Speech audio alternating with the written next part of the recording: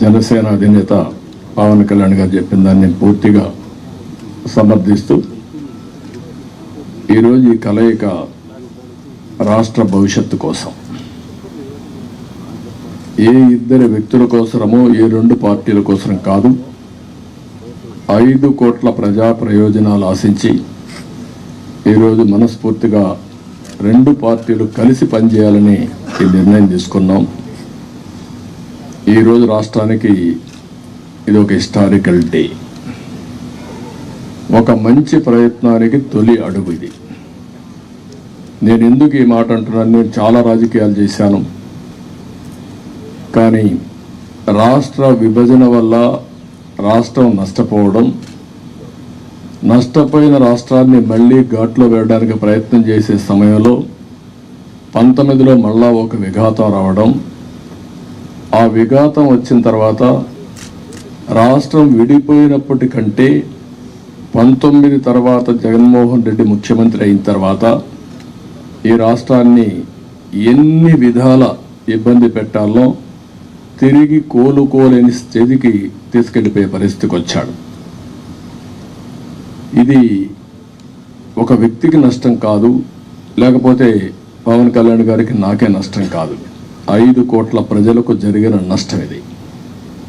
Brand of Andhra Pradesh పూర్తిగా demolish చేసిన సందర్భం ఇది. ఇంకొక పక్క ఎవరైనా సరే ప్రజాస్వామ్యంలో ఇది తప్పు, ఇది కరెక్ట్ కాదు, నాకు అన్యాయం జరిగిందని చెప్పుకోలేని పరిస్థితి. ఈ అవమానాలు ప్రజలు భరించారు, కార్యకర్తలు భరించారు, పత్రికా విలేకరులు భరించారు, మేము కూడా భరించాం. నా విషయం మీ అందరికీ తెలుసు, 5 కోట్ల మందికి. పవన్ కళ్యాణ్ గారు ఒక మంచి ఉద్దేశంతో వస్తే ఇప్పటం గ్రామంలో జరిగినటువంటి సంఘటన దగ్గర నుంచి విశాఖపట్నంలో రోడ్ షో కూడా చేయనీయకుండా చేసే పరిస్థితి, అడుగడుగున రాజకీయ నాయకుల్ని అడ్డుకొని అరెస్టులు చేసే పరిస్థితి వచ్చింది.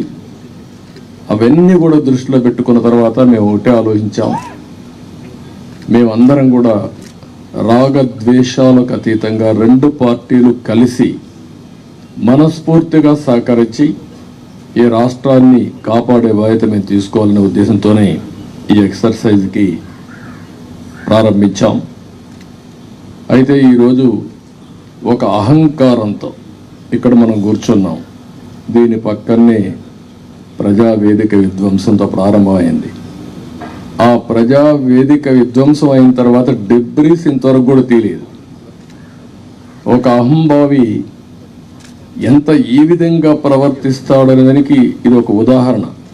అంటే అనునిత్యం నేను కానీ నా దగ్గరకు వచ్చిన పవన్ కళ్యాణ్ గారు కూడా చూస్తే గుర్తు రావాలి ఆ విధ్వంసం, ఆ విధంగా విధ్వంసం చేసే పరిస్థితికి వచ్చారు. ఇవన్నీ చూసిన తర్వాత రాష్ట్రాన్ని వైసీపీ బారి నుండి విముక్తి చేయడం కోసం, రాష్ట్ర ప్రజల భవిష్యత్తు కోసం మేము కలిసి పనిచేస్తాం.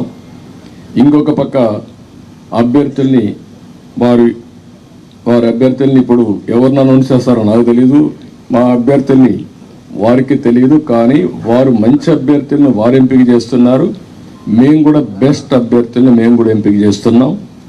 ఈరోజు చూస్తే నా రాజకీయ జీవితంలో ఎప్పుడూ చేయనంత ఎక్సర్సైజ్ చేశాను నేను. ఆ విషయం ఇది నాకు 9వ ఎన్నికలు, 9వసారి ఎన్నికలు పెట్టినప్పుడు సమైక్య ఆంధ్రప్రదేశ్లో కూడా ఇంత ఎక్సర్సైజ్ నేను ఎప్పుడు చేయలేదు. అంత ఎక్సర్సైజ్ చేశాను. 1,10,00,000 దగ్గర నుంచి అభిప్రాయ సేకరణ చేసుకున్నాను వివిధ సోర్సెస్ ద్వారా. నేను ఒక్క సోర్స్లో చేయలే, అనేక సోర్సెస్ పెట్టి ప్రజల్ని కార్యకర్తల్ని కాన్ఫిడెన్స్గా తీసుకున్నాను. నేను ఒక మహత్తరమైన కార్యక్రమానికి శ్రీకారం చుట్టినప్పుడు నాకు సరైన సమాచారం కూడా ఉంటే సరైన నిర్ణయాలు తీసుకుంటాం. నాకు సరైన సమాచారం లేకపోతే సరైన నిర్ణయాలు తీసుకోలేమనే ఉద్దేశంతో సమాచారం తీసుకొని అన్ని కోణాల్లో విశ్లేషించిన తర్వాతనే ఈ 94 మంది అభ్యర్థుల్ని ఈరోజు వడబోసి ఫైనలైజ్ చేశాం. ఇందులో కూడా మీరు చూస్తే ప్రజల మధ్య ఉండే వ్యక్తులు కానీ, ప్రజలు కోరుకునేవారు, ప్రజల ఆమోదయోగ్యం ఉండేవాళ్ళు, సమర్థవంతంగా ఎన్నికల్ని ఎదుర్కొని అవతల వాళ్ళతో పోటీపడే అభ్యర్థుల్ని ఎంపిక చేయడం జరిగింది. ఈరోజు ఈ 2 ఎక్సర్సైజుల్లో 118 పూర్తయినాయి. 94 మేము చేశాం, వారు 24లో 5 అనౌన్స్ చేశారు. మిగిలిన అభ్యర్థులను వారు కూడా ఎంపిక చేస్తారు. మొత్తం కలిసి 118 మంది అభ్యర్థులు మేము ఎంపిక చేసుకునే పరిస్థితికి వచ్చాం. ఈ అభ్యర్థుల ఎంపికలో తెలుగుదేశం పార్టీ అయితే యువతకు, మహిళలకి, బీసీలకు, అదే మరి యంగ్స్టర్స్కి ఎక్కువ ప్రాధాన్యత ఇచ్చడానికి ప్రయత్నం చేశాం. చదువుకున్న అభ్యర్థులకు కూడా ఎక్కువ ప్రాధాన్యత ఇస్తున్నాం. అదే మరి మీరు చూస్తే ఒక 23 మంది ఫస్ట్ టైమర్స్, ఈ 94లో 23 మంది ఫస్ట్ టైం ఎమ్మెల్యేలుగా శాసనసభకు వచ్చే విధంగా వాళ్ళు కూడా ఎంపిక చేసుకున్నాం.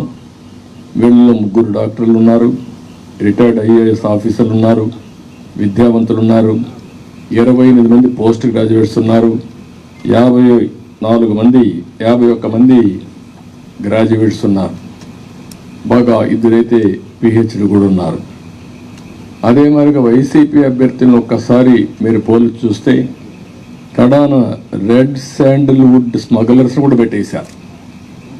రౌడీల్ని, గూండాల్ని కాకుండా రెడ్ శాండిల్వుడ్ వ్యాపారం చేసేవారు కూడా పెట్టారంటే ఆ డబ్బులు ఇంకా ఆ రెడ్ శాండిల్ వ్యాపారం చేసే వాళ్ళని ట్రాన్స్ఫర్ కూడా చేశారు అక్కడి నుంచి. ఎందుకంటే బ్రహ్మాండమైన ప్రొడక్షన్ ఉంది అక్కడ, నాయకుల ప్రొడక్షన్ కూడా, నాట్ ఓన్లీ రెడ్ శాండిల్వుడ్ ప్రొడక్షనే కాదు.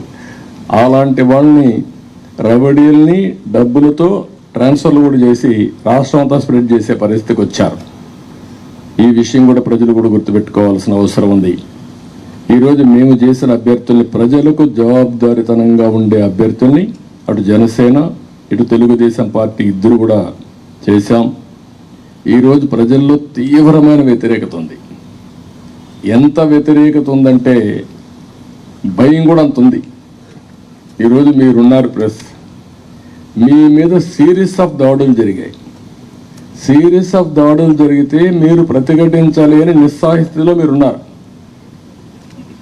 ఏమనుకో అంటే మనోధైర్యాన్ని కూడా కోల్పోయే పరిస్థితిలో ఉన్నారు.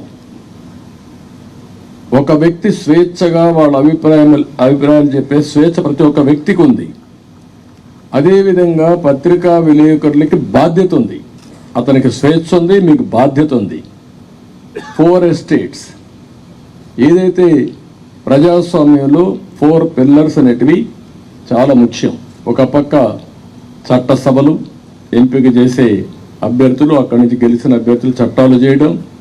రెండోది కార్యనిర్వాహక అధికారులు, ఐపీఎస్ ఆఫీసును ఆల్ ఇండియా లెవెల్లో తెచ్చిపెట్టడం. మూడోది పత్రికా విలేకరులు ఎక్కడికక్కడ స్వేచ్ఛగా ఎవరేం చేసినా నిర్మోహమాటంగా ప్రజలకు చెప్పడం. ఎక్కడ తప్పు జరిగితే తప్పు జరిగిందని కోర్టుకెళ్ళి మళ్ళా మన హక్కులు కాపాడుకోవడానికి న్యాయ వ్యవస్థ. ఈరోజు మన రాష్ట్రంలో చూస్తే ఈ 4 వ్యవస్థలు కూడా ఒక విధంగా చెప్పాలంటే నిర్వీర్యం చేసే పరిస్థితి, దుర్వినియోగం చేసే పరిస్థితి. ఇష్టానుసారంగా ఒక్క ఐఏఎస్ ఆఫీసర్, ఒక్క ఐపీఎస్ ఆఫీసర్ మాట్లాడలేని నిస్సహాయ పరిస్థితి నేను 45 ఏళ్ళు ఎప్పుడు చూడలా. ఇదే మీడియాలో నేను చూశాను. ఇది ఎంత పరాకాష్ట మీరు కూడా గుర్తుపెట్టుకోవాలి. ఇదే మీడియాలో ఒక్కసారి ఒక జీవో తీసుకొచ్చి నియంత్రణ చేస్తున్నానని రాజశేఖర్ రెడ్డి ఒక జీవో తీసుకురావడానికి ఫైల్ మూవ్ చేశాడు. అంతే, ఫైల్ మూవ్ చేస్తే నెక్స్ట్ డే మేము అసెంబ్లీలో పట్టుకున్నాం. నీ ఇష్ట ప్రకారం ఎట్ట చేస్తావు సమాధానం చెప్పమని. అతను భయపడిపోయి కాదు నేను చేయలేదు అన్నాడు. నేను నిర్దిష్టంగా హామీ ఇస్తున్నా, నేను చేయను అన్నాడు. కాదు ఆ ఫైల్ పెట్టమన్నాం. అక్కడి నుంచి నేను విత్డ్రా చేసుకున్నానంటే మళ్ళీ మీరు మాట్లాడతారేంటి అనే పరిస్థితికి వచ్చి తోకదాడి చేసే పరిస్థితికి వచ్చాడు. ఈరోజు 2430 జీవో నెంబర్ తీసుకొచ్చి పత్రికా విలేకరుల పైన దాడులు చేయడమే కాకుండా మీ మీద కేసులు పెట్టి మిమ్మల్ని లోపలేసే పరిస్థితికి వచ్చారు. ఇది భారతదేశ చరిత్రలో ఎక్కడా జరిగిందని నేను అనుకోను. ఈరోజు ప్రజాధనంతో ప్రజల మీద కక్ష తీర్చుకోవడానికి న్యాయ వ్యవస్థను దుర్వినియోగం చేసే పరిస్థితికి వచ్చారు. ఒక్కొక్క అడ్వకేట్కి ఇంటి కోట్ల రూపాయలు, కామన్ మ్యాన్ కోట్ల రూపాయలు పెట్టుకుని అడ్వకేట్ని పెట్టుకునే పరిస్థితిలో ఉన్నాడా ఈ రాష్ట్రంలో? కనీసం అడ్వకేట్ అంటే తెలుసా? ఇలాంటివన్నీ జరిగే పరిస్థితి వచ్చింది. అందుకని ఈరోజు ఇవన్నీ కూడా చూసిన తర్వాత నేను ఒకటే ప్రజలందరికీ అప్పీల్ చేస్తున్నా, అహంకారంతో ఎగువతో ఈ అభ్యర్థుల్ని ఇష్టానుసారంగా అతను ఇచ్చేసినప్పుడు మీరు కూడా, ఇది అత్యంత కీలకమైన ఎన్నికలు, మళ్ళీ చెప్తున్నాం, ఇక్కడ మాకు ఏమాత్రం కూడా రాగద్వేషాలకు అతీతంగా అభ్యర్థుల ఎంపిక మెరిట్ ప్రకారం మేము ఆలోచిస్తున్నాం. అందరికీ సీట్లు రాకపోవచ్చు. ఎందుకని నేను మాట కూడా వాడుతున్నానంటే, తెలుగుదేశం పార్టీ పోటీ చేసేది ఇక్కడ జనసేన అభ్యర్థులు సహకరించాలి, జనసేన పోటీ చేసేది ఇక్కడ తెలుగుదేశం పార్టీ అభ్యర్థులు సహకరించాలి. ఇద్దరూ కలిసి ఒక అవగాహనతో పనిచేస్తే ప్రజల్లో కూడా ఒక నమ్మకం ఏర్పడుతుంది, ఓటు బ్యాంక్ పెరుగుతుంది. ఎవరైతే ప్రజలు సహకరించాలని ఆలోచన ఉంటారో వాళ్ళకు ఉత్సాహం వస్తుంది. దానివల్ల గెలుపు ఈజీ అవుతుంది. గెలుపు అనేది ఎవరు ఆపలేరు. నేను చాలా స్పష్టంగా కూడా చెప్తున్నా. ఎందుకు ఆ ధీమాతో చెప్తున్నట్టు, ఎప్పుడైతే తెలుగుదేశం జనసేన కలిశామో ఆ రోజే గెలిచామని వైఎస్ఆర్ కాంగ్రెస్ పార్టీ కాడుపడేశారు. వాళ్ళకు తెలుసు, ఏ ఒక్కరిని అడిగినా కూడా వాళ్ళకి అర్థమైంది. కానీ రౌడీజం చేసో, ఇంకొక పక్కన దొంగ ఓట్లు ఎన్యూమరేట్ చేసో, లేకుంటే బూత్ క్యాప్చర్ చేసో, లేకపోతే వాళ్ళకు కావాల్సిన అధికార యంత్రాంగాన్ని, వాలంటీర్స్ని, ఇలాంటి వాళ్ళని దుర్వినియోగం చేసి ఎన్నికలు జరపాలనుకుంటున్నారు. జరగదు. చాలా ఎన్నికలు చూశాను. ఒకసారి డబ్బులతో కూడా, డబ్బుల అహంభావం, ఇప్పటికే ఎక్కడికక్కడ బస్తాల కొద్ది డబ్బులు వెళ్ళిపోయిందని, కాన్స్టిట్యున్సీల వారికి ఇయర్ మార్క్ చేశారని, ఎర్ర చందనం డబ్బులు, శాండ్ల్వుడ్ డబ్బులు, లేకపోతే ఇసుక డబ్బులు, లిక్కర్ డబ్బులు, ఒకటి కాదు, ఇలాంటివన్నీ అవినీతి డబ్బుల్ని పంపించి మళ్ళా ఓట్లు కొనే ప్రయత్నాలు కూడా చేస్తున్నారు. ఇవన్నీ కూడా సమర్థవంతంగా ఎదుర్కొంటాం. ఈరోజు ఒకటే చెప్తున్నా, ఇది ప్రజాస్వామ్యం అంటే ఒక వ్యక్తికి అధికారం కాదు, ఇష్టారాజ్యం కాదు. ప్రజలు వారి జీవితాలు, వారి భవిష్యత్తుని పరిరక్షించేది ప్రజాస్వామ్యం. ఆ ప్రజాస్వామ్యానికే ఒక ముప్పు వచ్చినప్పుడు ప్రతి ఒక్కరి బాధ్యత. ఈరోజు మా దగ్గర డబ్బులు లేకపోవచ్చు, చాలా స్పష్టంగా చెప్తున్నాం. కానీ ప్రజాబలం మా దగ్గర ఉంది, విలువలతో కూడిన రాజకీయం చేశాం. ఇంకొక పక్కన ప్రజల సహకారం కానీ, అదే సమయంలో అందరూ వారి భవిష్యత్తు కోసం పనిచేస్తారని నమ్మకం మాకుంది. మీరు అవసరమైతే ప్రజలే ముందుకొచ్చి 10 రూపాయలు ఖర్చు పెట్టి ఎక్కడికక్కడ అభ్యర్థులు గెలిపించుకునే ప్రక్రియ కూడా మీరు శ్రీకారం చుట్టాల్సిందిగా నేను కోరుతున్నా. ఒక పక్క 5 కోట్ల ప్రజలు, ఒక పక్క ఒక అహంభావంతో, ధనబలంతో, పెత్తందారి విధానాలతో, రౌడీజంతో వస్తున్నటువంటి పార్టీ ఇంకొక పక్క. అందుకే ప్రజలందరూ కోరుతున్నా, మీరు ఆలోచించాల్సిన అవసరం ఉంది. మా బాధ్యత మేము చేస్తాం, మీ బాధ్యత మీరు చేయండి, సహకరించమని మరొకసారి అందరినీ కోరుకుంటూ సహకరిస్తారని చెప్పి ఆశిస్తూ, జై హింద్, జై తెలుగుదేశం, జై జనసేన.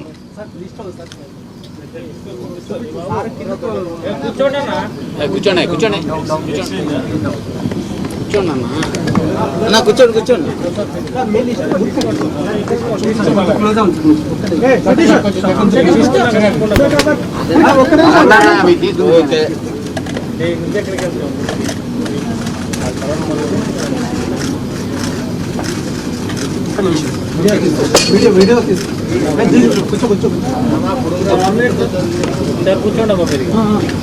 కూర్చోమ్మా.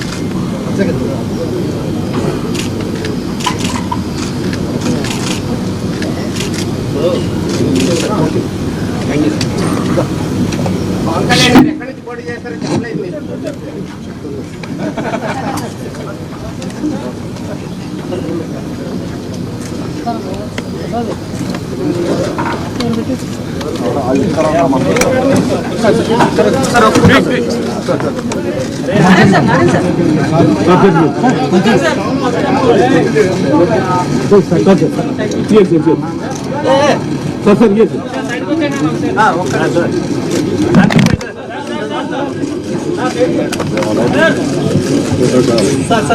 వీడియో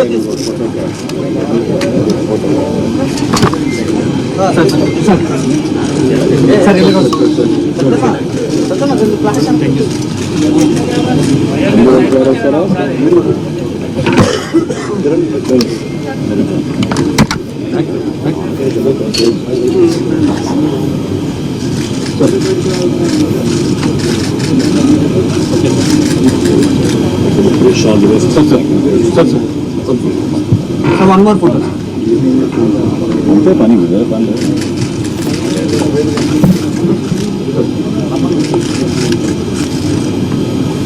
కూర్చోండి